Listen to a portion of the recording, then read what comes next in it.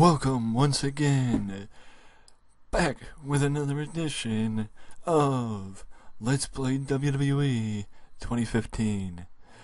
Now, for those of you who don't know, this series is the longest series I have ever done because it is now pushing up on almost a year that this series has been running, because if I'm correct, this series started back in October of last year, which would mean that next month it would be 1 year that this series has been going on. And it's perfect because it is very possible that this series will end at the 1 year mark. But what I'm going to do is this.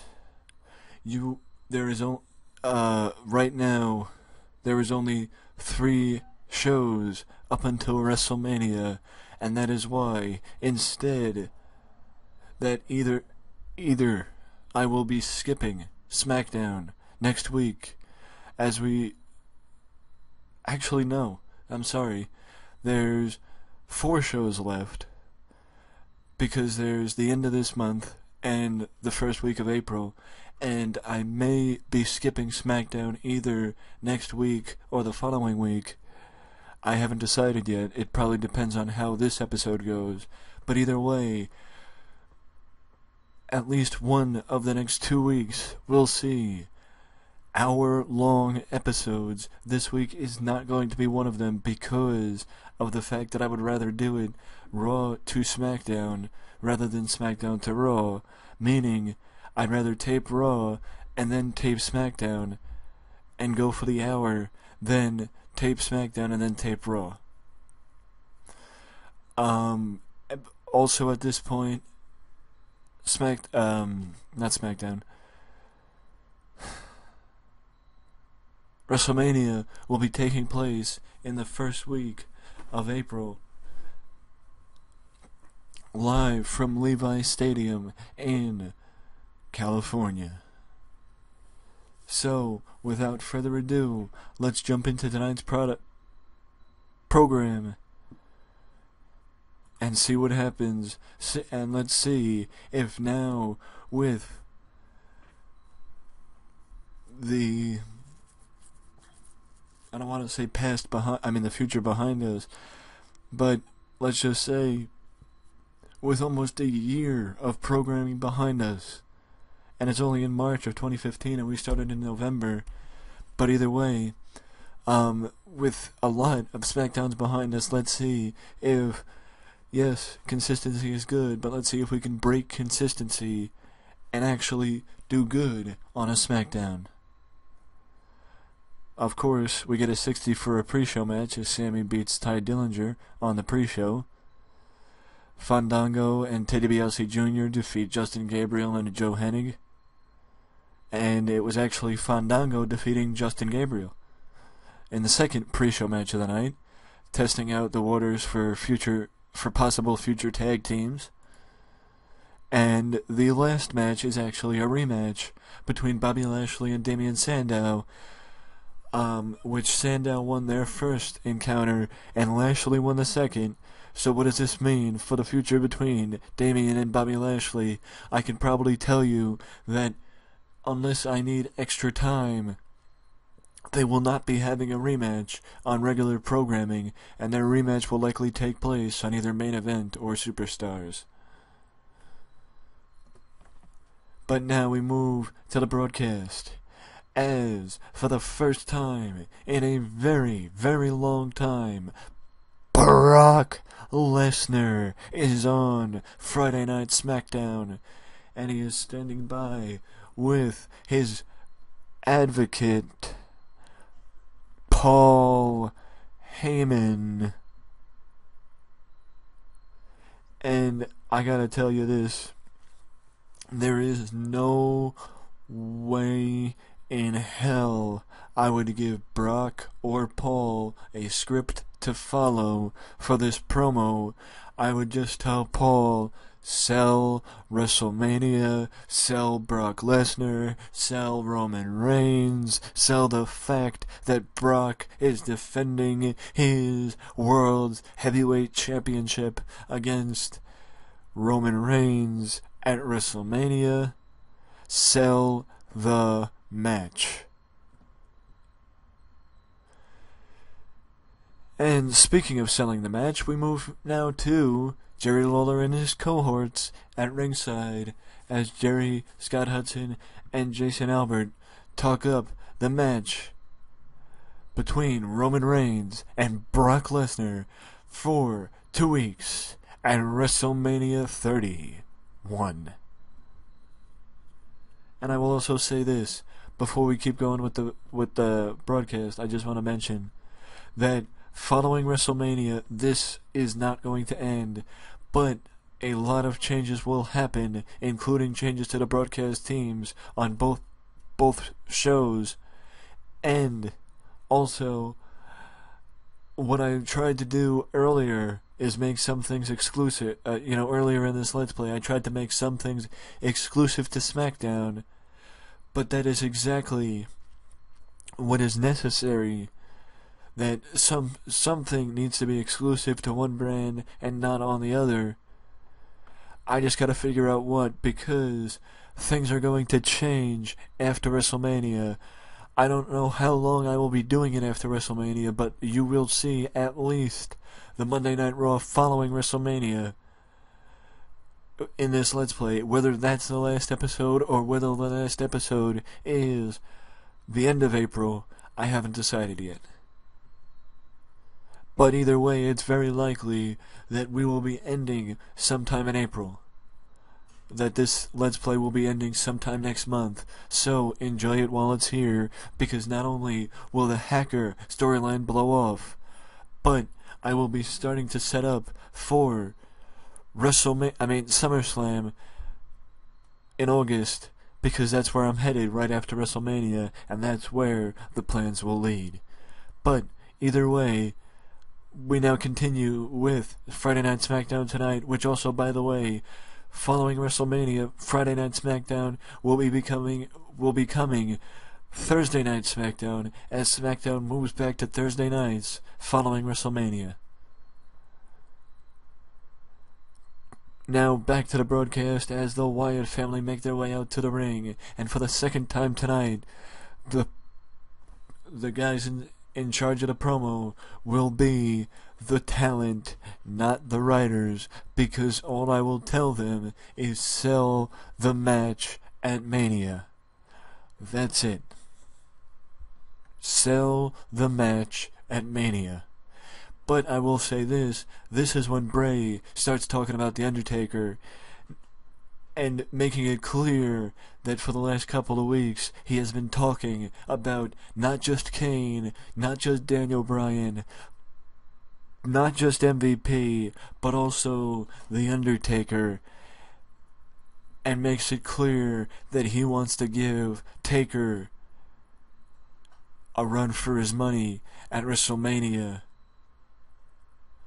Which would mean that if Bray Wyatt steps into the ring against The Undertaker, that would leave Abyss, Luke Harper, and Eric Rowan against Kane, Daniel Bryan, and MVP in a 6-man tag team match at WrestleMania as well.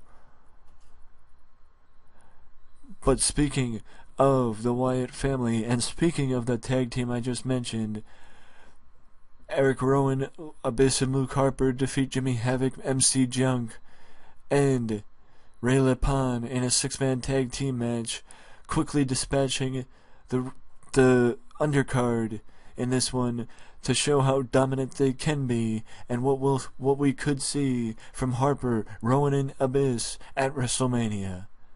And now we head back to the broadcast position as they talk up what could now be a 6-man tag team match at WrestleMania between Team Hell No, MVP, and the Wyatts. As we could also see Bray Wyatt take on The Undertaker. And now backstage, The Miz is complaining not just about the fact that Dean Ambrose gets his shot, but also about the fact that it is a fatal 4-way match with Sami Zayn, Dean Ambrose, and another person yet to be determined stepping into the match to face The Miz for the Intercontinental title, as The Miz may not leave WrestleMania still the Intercontinental Champion. And now we head to the first women's match of the night as Mickie James faces Tamina, and Mickie James gets the victory and also an interview. Renee asks Mickie what is it going to mean to her if she is able to defeat Natalya at WrestleMania to become the first women's champion in WWE. And Mickie just steps over and tells Renee, the one thing that people forget is that the women's division always existed in the WWE, but it was just never always respected. I'm not gonna lie, Natalya winning the title was probably the best thing for us because it gave us respect and it got people's attention, because that's one thing that Natalya is very good at, is getting people's attention, because she knows how to step into this ring and get these people's attention. And that's exactly what me and Natty are going to do at WrestleMania. We're just gonna have to do it better than Paige and AJ, because there is no doubt in my mind that those two are going to tear each other apart, because that's how tense their feud is. But just as tense as their feud is, that's how much I want the WWE Women's Championship. Now, for the first time in a couple weeks, R-Truth is back in action against MVP, and MVP gets the victory against Truth. And then, much like we just saw, MVP grabs the microphone and says,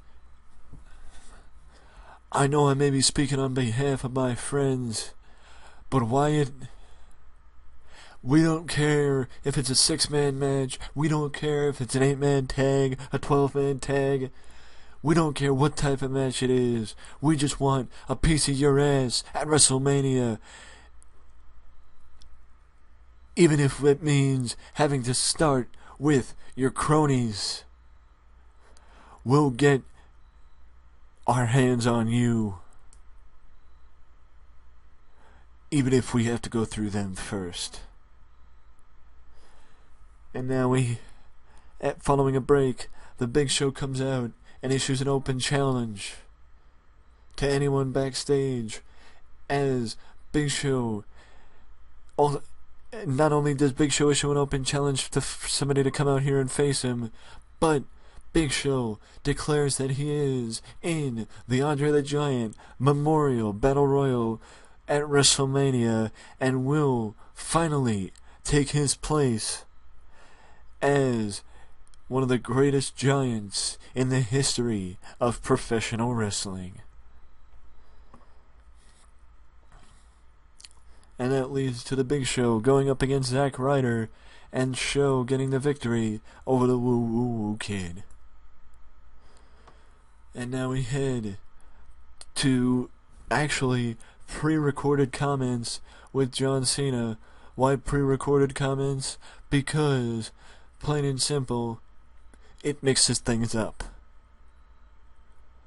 And John Cena talks about, it's one of those video packages per se of where he's sitting in a room being interviewed and he's talking about his history with Kevin Owens that has gone, and their feud that has been developing since TLC in 2014, when Kevin Owens made his debut, screwing John Cena out of the #1 contender spot to face Brock Lesnar at Royal Rumble,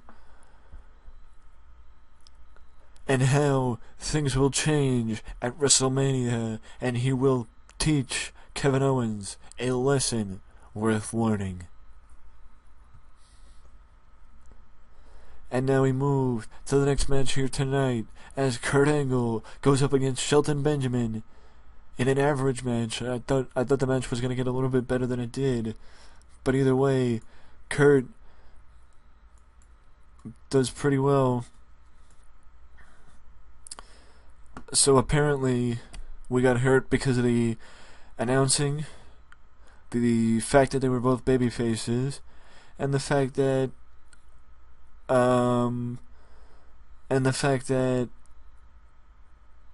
both men held back a little bit,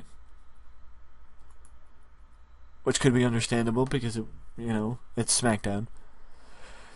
And Shelton Benjamin, following the match, walks over to Kurt Angle, and the two competitors shake hands after a hard-fought match here tonight on Smackdown. And now we move to the next match as The New Day goes up against Connor and Victor of the Ascension. And The New Day are victorious. As if you're keeping track of points, that leaves the Primetime Players and Big E and Kofi to face this Monday night on Raw or within the next couple of weeks, as we need to find out who will be challenging Cesaro and Tyson Kidd at WrestleMania for the WWE World Tag Team Championships.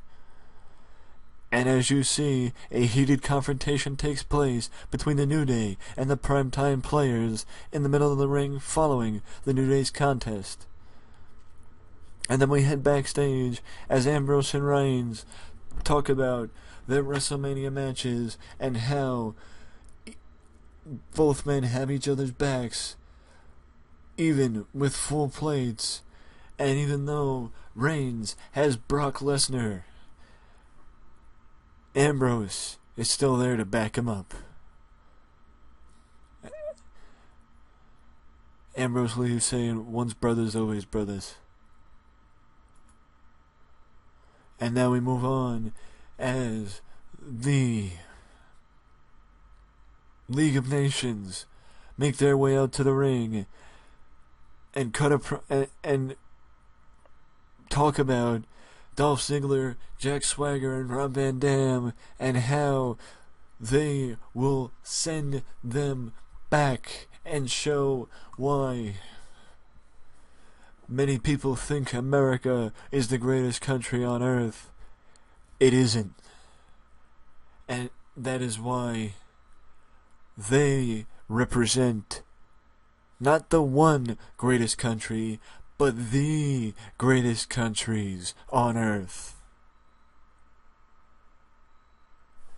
And there's a reason why Carlito isn't here, is because Puerto Rico's well,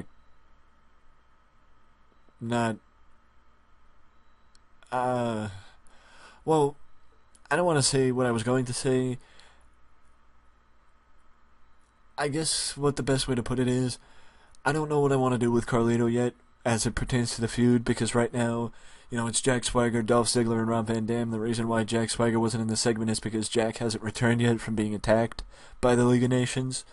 So, I don't know if I want to make it an 8-man tag or a 6-man tag at WrestleMania and just put Carlito in the Andre the Giant Memorial Battle Royal. So that's why Carlito's not in the segment. I know you've been saying that since the beginning. And of course, Cena defeated Sheamus with a final rating of a 78. Unfortunately, that's not good enough to, fix things. And as you could also see, this is the reason why I don't know if I want to make it an 8-man tag team match, because that would require me finding somebody else to team with the babyfaces against the League of Nations. 18 and 16? Yep. So, we increased our popularity in 18 regions on this episode of SmackDown and decreased, unfortunately, in 16 regions as we finished with a final rating of 74. I think it would have helped a little bit if we had if I had put Sami Zayn versus Ty Dillinger on the show, or even Lashley versus Sandow.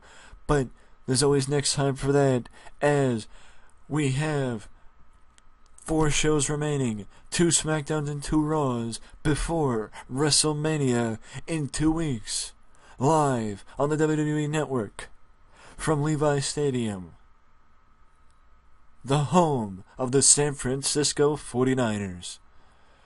So let me know, with that being the case, and with WrestleMania right around the corner, let me know down in the comment section below, who do you think should be in the Andre the Giant Memorial Battle Royal this year? And also, you could start talking about who do you think should win the Andre the Giant Memorial Battle Royal, and what reward should they get other than the trophy for winning the Battle Royal.